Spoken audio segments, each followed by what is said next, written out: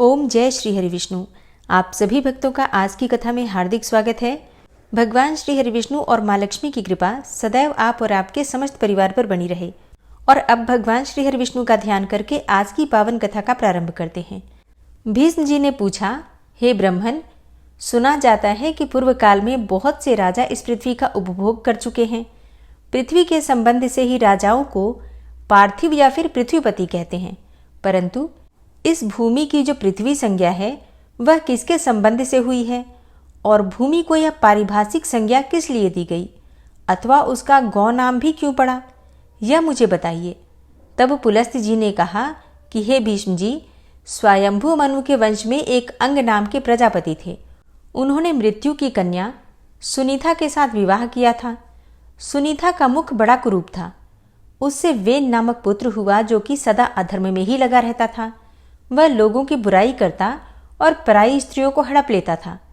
एक दिन महर्षियों ने उसकी भलाई और जगत के उपकार के लिए उसे बहुत कुछ समझाया बुझाया, परंतु उसका अंतःकरण अशुद्ध होने के कारण उसने उनकी बात नहीं मानी और प्रजा को अभयदान नहीं दिया। तब ऋषियों ने श्राप देकर उसे मार डाला। फिर अराजकता के भय से पीड़ित होकर पाप रहित ब्राह्मणों ने वेन के शरीर का बलपूर्वक मंथन किया। अब मंथन करने पर उसके शरीर से पहले तो म्लेच्छ जातियां उत्पन्न हुईं, जिनका रंग काले अंजन के समान था। तत्पश्चात उसके दाहिने हाथ से एक दिव्य तेजोमय शरीरधारी धर्मात्मा पुरुष का प्रादुर्भाव हुआ, जो धनुष, बाण और गदा धारण किए हुए थे तथा रत्नमय कवच एवं अंगदादि आभूषणों से विभूषित थे।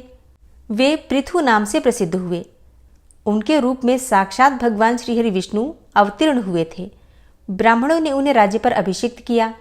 राजा होने पर उन्होंने देखा कि इस भूतल से धर्म तो उठ ही गया है, न कहीं स्वाध्याय होता है, न वसटकार अर्थात यज्ञ इत्यादि।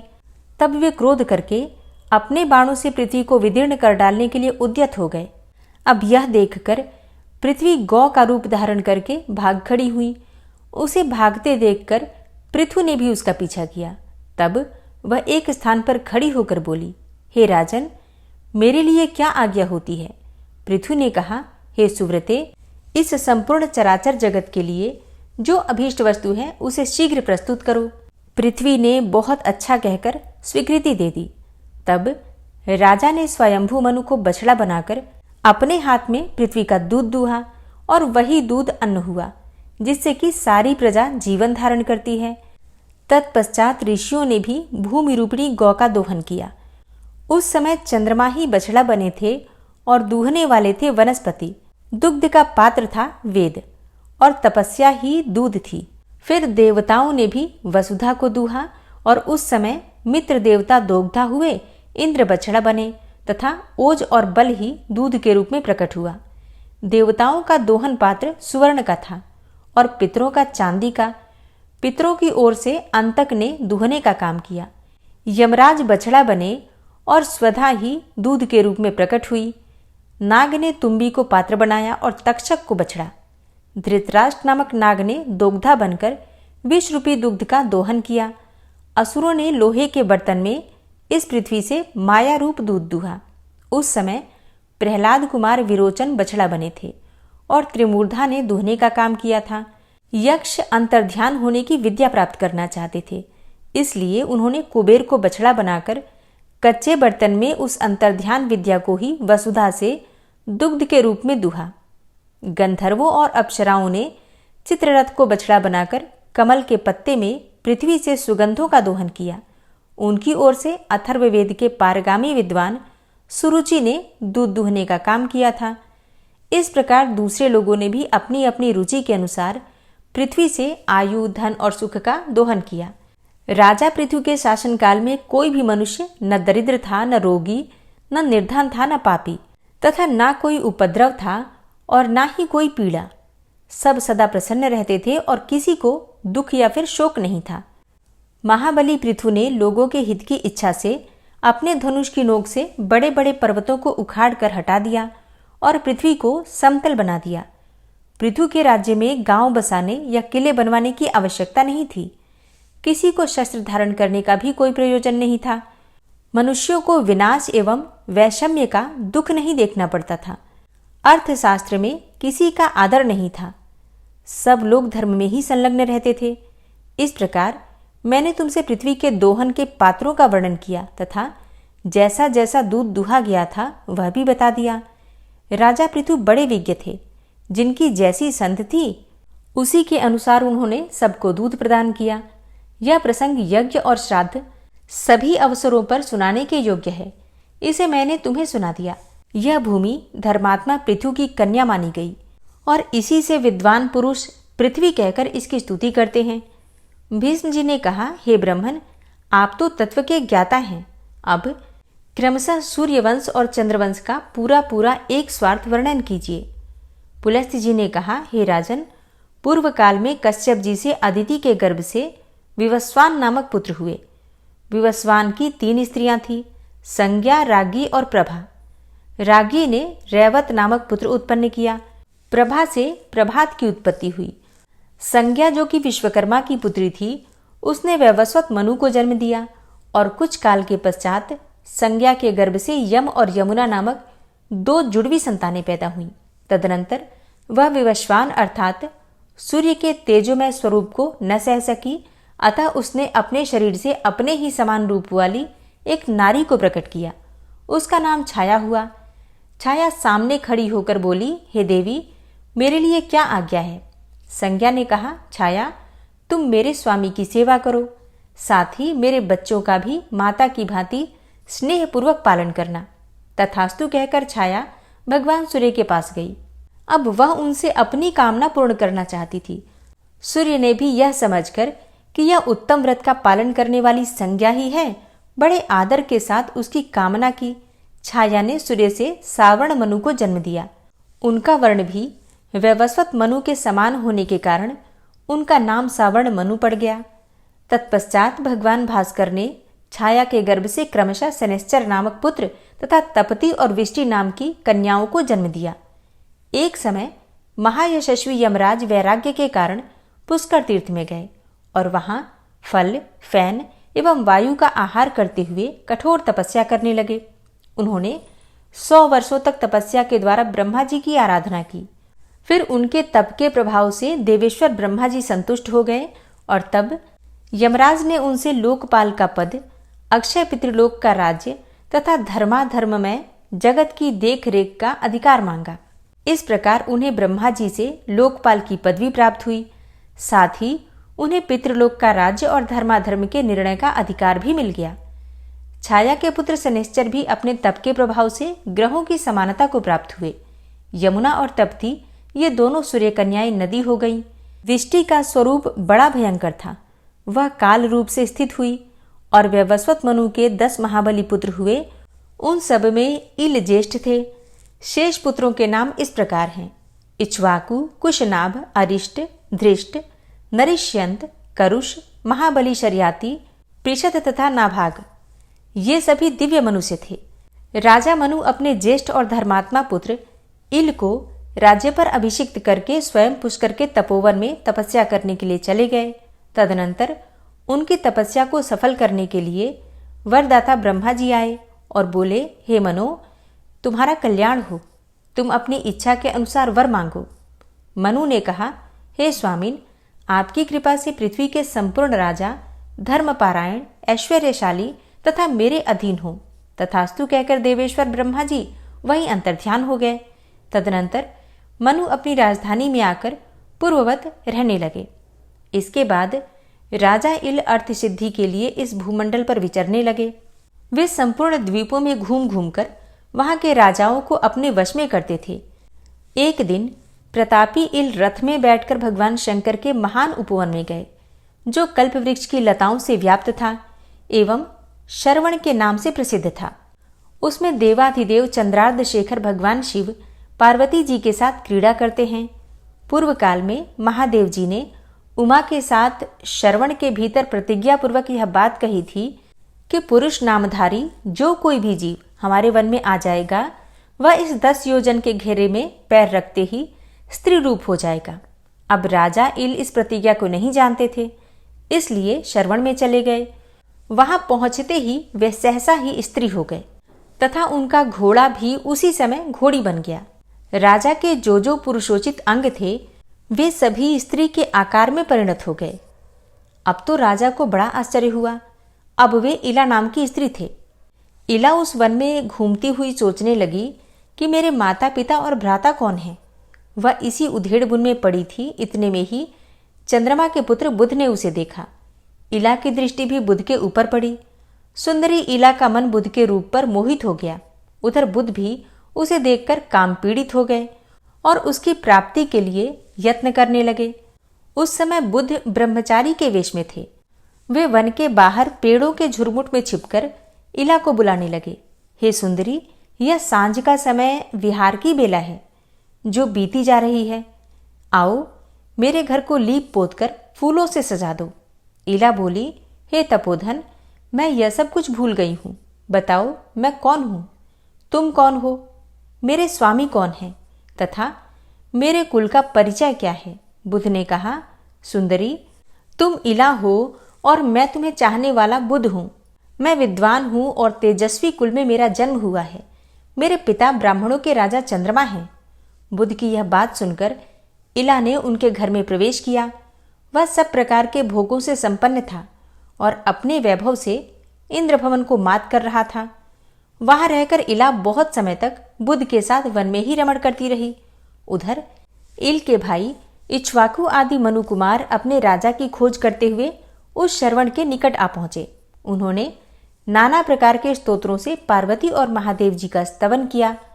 तब वे दोनों प्रकट होकर बोले, हे राजकुमारों, मेरी यह प्रतिज्ञा तो टल नहीं सकती, किंतु इस समय एक उपाय हो सकता है। इक्ष्वाकु अश्वमेघ यज्ञ करें और उसका फल हम दोनों को अर्पण कर दें। ऐसा करने से वीरवर इल किम पुरुष हो जाएंगे, इसमें तनिक भी संदेह की बात नहीं है। बहुत अच्छा प्रभु, यह कहकर मनु कुमार लौट गए और फिर इक्ष्वाकु ने अश्वमेघ यज्ञ किया। इससे इला किम पुरुष हो गई। वे 1 महीना पुरुष और 1 महीना स्त्री के रूप में रहने लगे। बुध के भवन में स्त्री रूप में रहते समय इल ने गर्भ धारण किया था। उस गर्भ से उन्होंने अनेकों गुणों से युक्त पुत्र को जन्म दिया। उस पुत्र को उत्पन्न करके बुध स्वर्गलोक को चले गए। वह प्रदेश इल के नाम पर इलावृत वर्ष के नाम से प्रसिद्ध हुआ। एल चंद्रमा के वंशज तथा चंद्रवंश का विस्तार करने वाले राजा हुए। इस प्रकार इला कुमार पुरुरवा चंद्रवंश की तथा राजा इक्ष्वाकु सूर्यवंश की वृद्धि करने वाले बताए गए हैं। इल किम पुरुष अवस्था में सुद्युम्न भी कहलाते थे। तदनंतर सुद्युम्न से 3 पुत्र और हुए जो किसी से परास्त होने वाले नहीं थे। उनके नाम उत्कल, गय तथा हरिताश्व थे। हरिताश्व बड़े पराक्रमी थे। उत्कल की राजधानी उत्कला अर्थात उड़ीसा हुई और गय की राजधानी गया मानी गई है। इसी प्रकार हरिताश्व को कुरु प्रदेश के साथ ही साथ दक्षिण दिशा का राज्य भी दिया गया। सुद्युम्न अपने पुत्र पुरुरवा को प्रतिष्ठानपुर अर्थात पैठन के राज्य पर अभिषिक्त करके स्वयं दिव्य वर्ष के फलों का उपभोग करने के लिए इलावृत वर्ष में चले गए। हरे कृष्णा। आज की कथा का यहीं पर समापन करती हूँ। इसके आगे का वृतांत आप कल की कथा में सुनेंगे। उम्मीद करती हूँ आज की कथा आपको जरूर पसंद आई होगी। ओम विश्वं विष्णुर्वषट्कारो भूतभव्य भवत्प्रभु भूतकृत भूतभृद्भावो भूतात्मा भूतवाहन भूतात्मा परमात्मा च मुक्तानां परमागति अव्ययः पुरुषः साक्षी क्षेत्रज्ञो अक्षर एव च योगो योगविदां नेता प्रधान पुरुषेश्वरः नारसिंहवपुः श्रीमान् केशवः पुरुषोत्तमः सर्वः शर्वः शिवस्थाणुर्भूतादिर्निधिर्व्ययः संभवो भावनो भर्ता प्रभवः प्रभुरीश्वरः स्वयंभू शंभुरादित्यः पुष्कराक्षो महास्वनः अनादिनिधनो धाता विधाता धातुरुत्तमः अप्रमेयो ऋषिकेश पद्मनाभो अमरप्रभु विश्वकर्मा मनुस्त्वष्टा स्थविष्ठः स्थविरो ध्रुवः अग्राह्यः शाश्वतः कृष्णो लोहिताक्षः प्रतर्दनः प्रभूतस्त्रिककुब्धाम पवित्रं मङ्गलं परम् ईशानः प्राणदः प्राणो ज्येष्ठः श्रेष्ठः प्रजापति हिरण्यगर्भो भूगर्भो माधवो मधुसूदनः ईश्वरो विक्रमी धन्वी मेधावी विक्रमः क्रमः अनुत्तमो दुराधर्षः कृतज्ञः कृतिरात्मवान् सुरेशः शरणं शर्म विश्वरेताः प्रजाभवः अह संवत्सरो व्यालः प्रत्ययः सर्वदर्शनः अजः सर्वेश्वरः सिद्धः सिद्धे सर्वादिर्च्युतः वृषाकपिर्मेयात्मा सर्वयोगविनिश्रितः वसुर्वसुमनः सत्यः समात्मा संमितः समः अमोघः पुण्डरीकाक्षो वृषकर्मा वृषाकृतिः रुद्रो बहुशिरा बभ्रुर्विश्वयोनिः शुचिश्रवः अमृतः शाश्वतस्थाणुर्वरारोहो महातपः सर्वगः सर्वविद्भानुर्विश्वक्सेनो जनार्दनः वेदो वेदविद्व्यङ्गो वेदाङ्गो वेदवित्कविः लोकाध्यक्ष सुराध्यक्षो धर्माध्यक्ष कृताकृता चतुरात्मा चतुर्व्यूहश्चतुर्द्रष्टश्चतुर्भुजा भ्राजिष्णुर्भोजनं भोक्ता सहिष्णुर्जगदाति च अनघो विजयो जेता विश्वयोनिः पुनर्वसु उपेन्द्रो वामनः प्रांशुर्मोघः शुचिरुर्जिता अतीन्द्रः संग्रहः सर्गो धृतात्मा नियमो यमः वेद्यो वैद्यः सदा योगी वीरः माधवो मधु अतीन्द्रियो महामायो महोत्साहो महाबलः महाबुद्धिर्महावीर्यो महाशक्तिर्महाद्युतिः अनिर्देश्य वपुः श्रीमान् मेयात्मा महाधृतिर् महिश्वासो महिभर्ता श्रीनिवास सतां गति अनिरुद्ध सुरानन्दो गोविन्दो गोविन्दाम्पति मरीचिर्दमनो हंस सुपर्णो भुजगोत्तम हिरण्यनाभ सुतपा पद्मनाभ प्रजापति अमृत्यु सर्वदिक्सिंह संधाता संधिमानस्थिर अजो दूर्मर्षणः शास्ता विश्रुतात्मा सुरारिः गुरुर्गुर्तमो धाम सत्य सत्यपराक्रम निमिषो अनिमिषो श्रग्वी वाचस्पतिरुदारधि अग्रणिर्ग्रामणी श्रीमान् न्यायो नेता समीरण सहस्रमूर्धा विश्वात्मा सहस्राक्ष सहस्रपात् आवर्तनो निवृत्तात्मा संवृतः संप्रमर्दन अहसंवर्तको वहनिर्निलोधरणीधरः सुप्रसादः प्रसन्नात्मा विश्वदृग् विशुभुग् विभु सत्कर्ता सत्कृतः साधु जहर्नुर्नारायणो नरः असंख्येयो अप्रमेयात्मा विशिष्टशिष्टकृच्छुवि सिद्धार्थ सिद्धसंकल्प सिद्धिदः सिद्धिसाधनः वृषाहि वृषभो विष्णुर्विष्पर्वा वृषोदरः वर्धनो वर्धमानश्च विविक्तः श्रुतिसागरः सुभुजो दूर्धरो वाग्मी महेन्द्रो वसुदो वसु नैकरूपो बृहद्रूप शिपिविष्टः प्रकाशनः ओजस्तेजो द्युतिधर प्रकाशात्मा प्रतापनः रिद्धस्पष्टाक्षरो मन्त्रश्चन्द्रांशुर्भास्करदुतिः अमृतांशुद्भवो भानु शशबिन्दुः सुरेश्वरः औषधं जगतः सेतु सत्यधर्मपराक्रमः भूतभव्य भवन्नाथ पवनः पावनो नलः कामः कामकृत्कान्तः कामः कामप्रदः प्रभु युगादिकृद्युगावर्तो नैकमायो महाशनः अदृश्यो अव्यक्तरूपश्च सहस्रजितनन्तजित् इष्टो अविशिष्ट शिष्टेष्ट शिखण्डी नहुसो वृष क्रोधः क्रोधकृत्कर्ता विश्वबाहुर्महीधरः अच्युतः प्रतितः प्राणः प्राणदो वासवानुजः अपां निधिर्धिष्ठानं प्रमत्तः प्रतिष्ठितः स्कन्दः स्कन्दधरो धूर्यो वरदो वायुवाहनः वासुदेवो बृहद्भानुरादिदेवः पुरन्दरः अशोकस्तारणस्तारः शूरः सौरिर्जनेश्वरः अनुकूलः शतावर्त पद्मी पद्मनिभेक्षणः पद्मनाभो अरविन्दाक्ष पद्मगर्भ शरीरभृत् महर्धिरिद्धो वृद्धात्मा महाक्षो गरुडाध्वजः अतुलः शरभो भीमो समयज्ञो हविर्हरि सर्वलक्षणलक्षण्यो लक्ष्मीवान् समितिञ्जय वीक्षरो रोहितो मार्गो हेतुर्दामोदरः सह महीधरो महाभागो वेगवान् मिताशन उद्भवः क्षोभणो देव श्रीगर्भ परमेश्वर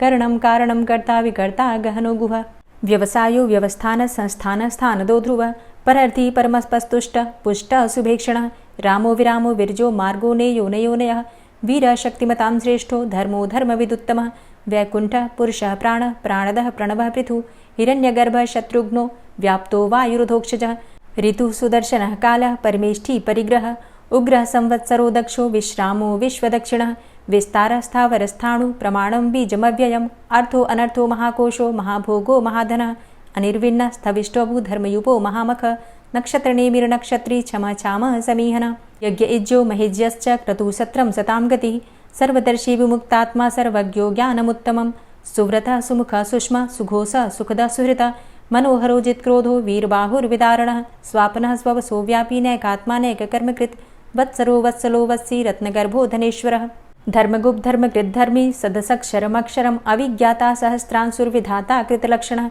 गभस्तिनेमिः सत्त्वस्थः सिंहो भूतमहेश्वरः आदिदेवो महादेवो देवेशो देवभृद्गुरुः उत्तरो गोपतिर्गोप्ता ज्ञानगम्यः पुरातनः शरीरभूतभृद्भोक्ता कपीन्द्रो भूरि दक्षिणः सोमभो अमृतपः सोमः पुरुजित पुरुषोत्तमः विनयोजयः सत्यसन्धो दाशाः सात्वताम्पतिः जीवो विनयिता साक्षी मुकुन्दो अमितविक्रमः अम्भो निद्रणन्तात्मा महोदधीशयोऽन्तकः अजोमहारः स्वाभाव्यो जितामित्रः प्रमोदनः आनन्दो नन्दनो नन्दः सत्यधर्मा त्रिविक्रमः महर्षि कपिलाचार्यः कृतज्ञो मेदिनीपतिः त्रिपदस्त्रिदशाध्यक्षो महाशृङ्गः कृतान्तकृत् महावराहो गोविन्दः सुखेणः कनकाङ्गदी गुह्यो गभीरो गहनो गुप्तश्चक्रगदाधरः वेधा स्वाङ्गो अजितः कृष्णो दृढः सङ्कर्षणोच्युतः वरुणो वारुणो वृक्षः पुष्कराक्षो महामनाः भगवान् भगानन्दी वनमाली हलायुधः आदित्यो ज्योतिरादित्यः सहिष्णुर्गतिसत्तमः सुधन्वाखण्ड परशुर्दारुणो द्रविडप्रदः दिविस्त्रिक्सर्वदृग्व्यासो वाचस्पतिर्योनिजः त्रिसामा सामगः साम निर्वाणं भेषजं भिषक्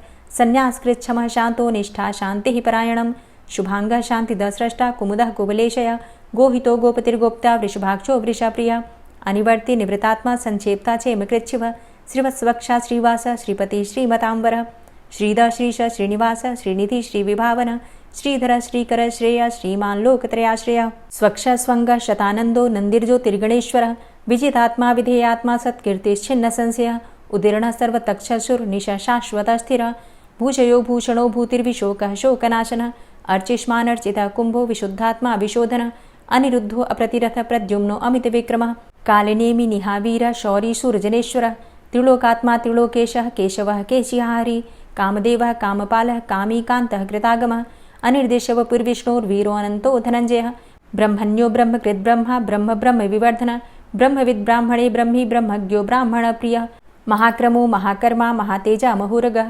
महाक्रतुर्महायज्वा महायज्ञो महाहवि स्तव्यः स्तव प्रिय स्तोत्रं स्तुतिस्तोतारण प्रिय पूर्णः पुरैता पुण्य पुण्यकीर्तिर्नामयः मनोजवस्तीर्थकरो वसुरेता वसुप्रद वसुप्रदो वासुदेव वसुर्वसुमनाहवि सद्गतिः सत्कीर्तिः सत्ता सद्भूति सत्परायणः शूरसेनो यदुश्रेष्ठः सन्निवासः सुयामुनः भूतावासो वासुदेवः सर्वासु निलयो अनलः दर्पः दर्पदो दृप्तो दूर्धरोथा पराजितः विश्वमूर्तिर्महामूर्तिर्दीप्तमूर्तिर्मूर्तिमान् अनेकमूर्तिरव्यक्तः शतमूर्तिः शताननः एको नैकः सवः किं यत्तत्पदमनुत्तमं लोकबन्धुर्लोकनाथो माधवो भक्तवत्सलः सुवर्णवर्णो हेमांगो वरांगश्चन्दनांगदी वीरः विषमः शून्यो घृताशीर चलश्चलः अमानीमानदो मान्यो लोकस्वामी त्रिलोकदृक् सुमेधा मेधजो धन्यः सत्यमेधा धराधर तेजो वृष द्वितिधर सर्वशस्त्रभृतांबर प्रग्रहो निग्रहो व्यग्रो नैकशृंगो गदाग्रज चतुर्मूर्तिश्चतुर्बाहुश्चतुर्व्यूहश्चतुर्गति चतुरात्मा चतुर्भावश्चतुर्वेद विदेकपात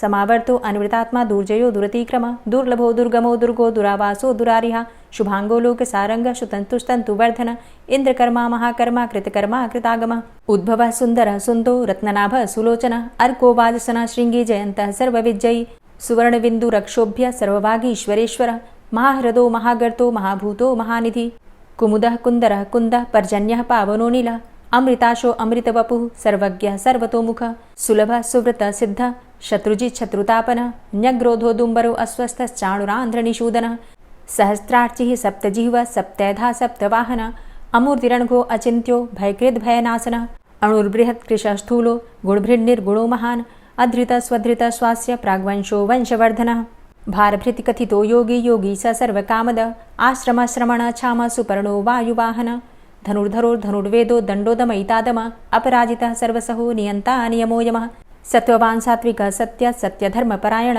अभिप्रायः प्रियार्होर्ह प्रियकृत्प्रीतिवर्धनः विहाय सगतिर्ज्योति सुरुचिर्हुद्भुग्विभु रविर्विलोचनः सूर्य सविता रविलोचनः अनन्तो हुद्भुग्भोक्ता सुखदो नैकजोग्रज अनिर्विण्ण सदामर्षि लोकाधिष्ठानमद्भुतः सनात सनातन्तमः कपिलः कपिरप्यय स्वस्तिदा स्वस्तिकृत् स्वस्ति स्वस्तिभुक् स्वस्ति दक्षिण रौद्रः कुण्डली चक्रे विक्रमयुर्जिति शासन शब्दातिग शब्दशः शिशिरः शर्वरीकर अक्रूरः पेशलो दक्षो दक्षिणः क्षमिणाम्बर विद्वतमो वितभय पुण्यश्रवणकीर्तन उत्तारणो दुष्कृतिः पुण्यो दुःस्वप्ननाशन वीरः रक्षणः सन्तो जीवनः पर्यवस्थित अनन्तरूपो अनन्तसृर्जितमन्युर्भयापः चतुरश्रो गभीरात्मा विदिशो व्यादिशो दिश अनादिर्भूर्भुवो लक्ष्मी सुवीरो रुचिराङ्गद जननो जन्मादिर्भीमो भीमपराक्रम आधारनीलयोधाता पुष्पहासः प्रजागर ऊर्ध्वग सत्पथाचार प्राणदः प्रणवपण प्रमाणं प्राणनीलयः प्राणभृत् प्राणजीवन तत्त्वं तत्त्वविदेकात्मा जन्म मृत्यु जरातिग पूर्व स्वस्तरुस्तार सविता प्रपितामह यज्ञो यज्ञपतिर्यज्वा यज्ञांगो यज्ञवाहन यज्ञभृद्यज्ञकृद्यज्ञ यज्ञभुग्यज्ञ साधन यज्ञान्तिकृद्यज्ञ गुह्यमन्यमन्नादेव च आत्मयोनिः स्वयं जातो वैखानः सामगायन देवकी नंदन स्रष्टा क्षितिसः पापनाशन शंखभृन्नन्दकी चक्री शारङ्गधन्वा गदाधरः रथाङ्गपाणिरक्षोभ्य सर्वप्रहरणायुध ओम नमः इति। श्री राधा कृपा कटाक्ष स्तोत्र। मुनीन्द्रवृन्दवन्दिते त्रिलोकशोकहारिणि प्रसन्नवक्त्रपङ्कजे निकुञ्जभूविलासिनी व्रजेन्द्रभानुनन्दिनी व्रजेन्द्रसूनुसङ्गते कदा करिष्यसि मां कृपाकटाक्षभाजनम् अशोकवृक्षवल्लरी वितानमण्डपस्थिते प्रवालबालपल्लव प्रभारुणान्ध्रिकोमले वराभयस्फुरत्करे प्रभूतसम्पदालये कदा करिष्यसि मां कृपाकटाक्षभाजनम् अनङ्गरङ्गमङ्गलं प्रसङ्गभङ्गुरं भ्रुवां सविभ्रमं ससम्भ्रमं दृगन्तबाणपातने निरन्तरं वशीकृतप्रतीतनन्दनन्दने कदा करिष्यसि मां कृपाकटाक्षभाजनम् तडित्सुवर्णचम्पकप्रदीप्तगौरविग्रहे मुखप्रभापरास्तकोटिसारदेन्दुमण्डले विचित्रचित्रसञ्चरच्चकोरशावलोचने कदा करिष्यसि मां कृपाकटाक्षभाजनम् मदोन्मदादियौवने प्रमोदमानमण्डिते प्रियानुरागरञ्जिते कलाविलासपण्डिते अनन्यधन्यकुञ्जराज्यकामकेलिकोविदे कदा करिष्यसि मां कृपाकटाक्षभाजनम् अशेषहावभावधीरहीरहारभूषिते प्रभूतशातकुम्भकुम्भकुम्भिकुम्भसुस्तनि प्रशस्तमन्दहास्यचूर्णपूर्णसौख्यसागरे कदा करिष्यसि मां कृपाकटाक्षभाजनम्